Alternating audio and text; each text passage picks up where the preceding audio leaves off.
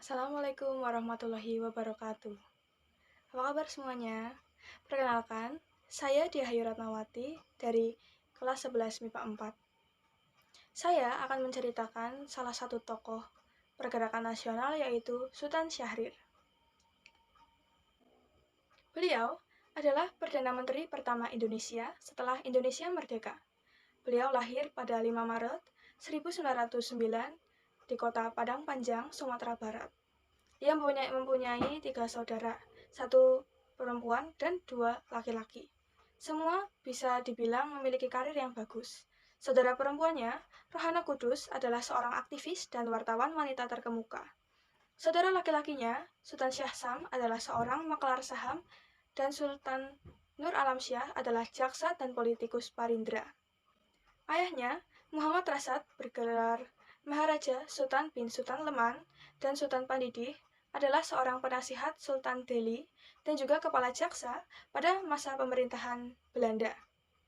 Ibunya, Putih Siti Rabiah, berasal dari Koto Gadang, Agam, Sumatera Barat. Orang tua Sultan Syahrir adalah orang terpandang di Sumatera pada masa itu. Karena lahir dari keluarga yang kondisi ekonominya berkecukupan, Sultan Syahrir dimasukkan ke sekolah terbaik pada zaman itu. Beliau bersekolah dasar di ELS, kemudian masuk SMP di Mulo, dan di Mulo inilah Sultan Syahrir kemudian mengenal buku-buku asing terbitan Eropa dan karya sastra lainnya.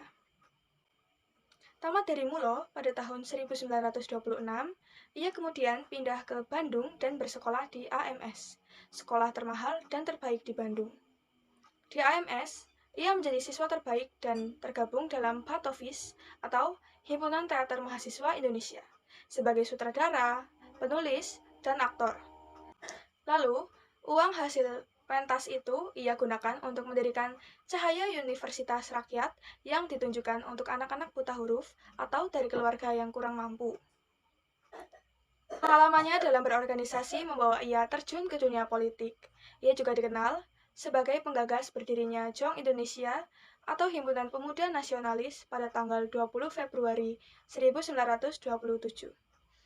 Yang kemudian nama organisasinya diubah menjadi Pemuda Indonesia, dan organisasi inilah yang menjadi pergerak dimulainya Kongres Pemuda Indonesia yang melahirkan Sumpah Pemuda pada 28 Oktober 1928. Ada beberapa fakta unik mengenai Sultan Syahrir ketika ia masih belajar di Bandung. Saat itu, ketika ia masih belajar di Bandung, ia sering dikejar oleh polisi Belanda karena sering membaca berita pemberontakan PKI yang saat itu dilarang untuk dibaca oleh para pelajar. Ia juga pemimpin redaksi HPN atau Himpunan Pemuda Indonesia yang sering berurusan dengan polisi Bandung karena sering mengkritik pemerintahan kolonial pada masa itu. Tamat dari AMS, Syahrir melanjutkan kuliahnya di Leiden School of Indology di Belanda, yaitu Fakultas Hukum di salah satu Universitas Amsterdam, Belanda. Ia mempelajari teori sosialisme hingga ia dikenal menjadi sosialis berpikiran kiri yang bersikap radikal kepada hal-hal yang berbau kapitalisme. Di Belanda, beliau bekerja di Sekretariat Federasi Buruh Transportasi Internasional.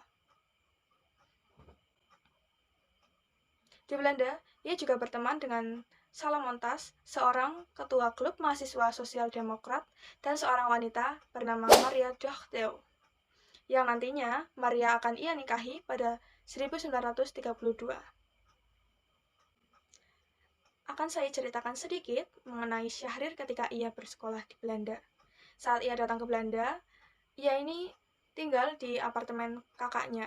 Namun setelah ia berkenalan dengan Salomon Tas, ia pun ikut Salomon Tas pindah ke apartemen Salomon. Dan ternyata Salomon Tas itu tidak tinggal sendirian, dia tinggal bersama 2 orang lainnya.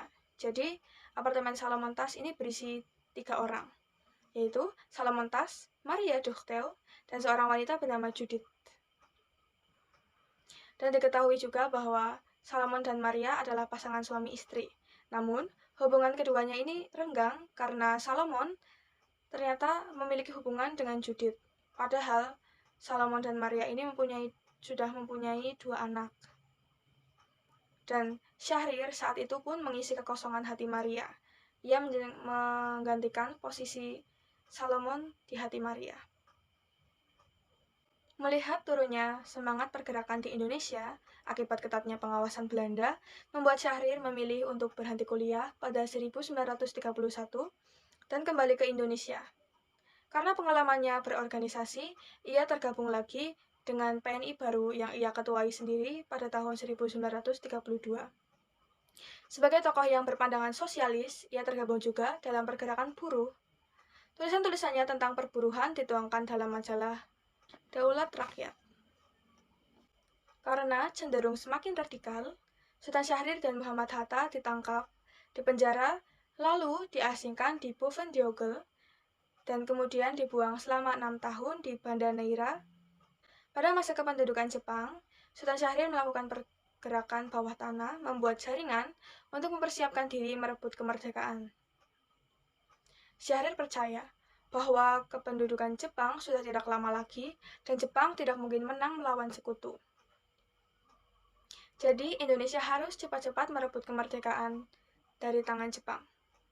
Sultan Syahrir pun mendesak Soekarno dan Hatta untuk mendeklarasikan kemerdekaan Indonesia pada 15 Agustus 1945 yang didukung oleh para pemuda. Tapi Soekarno-Hatta tidak merespon dengan positif ide tersebut, karena mereka berdua belum tahu bahwa Jepang sudah menyerah. Berarti Syahrir sudah tahu kalau Jepang akan menyerah. Ya, karena Syahrir mengawasi Perang Dunia II secara diam-diam melalui stasiun radio luar negeri. Jadi itulah mengapa ia tahu perkembangannya. Soekarno-Hatta tetap kekeh untuk mendeklarasikan kemerdekaan sesuai keputusan PPKI, yaitu tanggal 24 September 1945. Hal tersebut membuat para pemuda kecewa, karena sikap tersebut beresiko membuat kemerdekaan Indonesia ini seperti sebuah hadiah dari Jepang, dan akan dicap sebagai buatan Jepang. Para pemuda pun akhirnya menculik Soekarno-Hatta ke Rengas Dengklok pada 16 Agustus 1945 guna mendesak lebih keras. Yang akhirnya keinginan para pemuda pun terwujud. Kemerdekaan Indonesia berhasil dideklarasikan pada 17 Agustus 1945. Kemudian Soekarno menunjuk Sultan Syahrir sebagai Perdana Menteri pertama di Indonesia. Ia menjadi Perdana Menteri termuda di dunia, yakni berusia 36 tahun. Beliau juga menjabat sebagai Menteri Luar Negeri dan Menteri Dalam Negeri. Meski begitu, banyak tulisan-tulisan Sultan Syahrir yang menyerang atau mengkritik Soekarno. Tulisannya yang terkenal adalah Perjuangan Kita.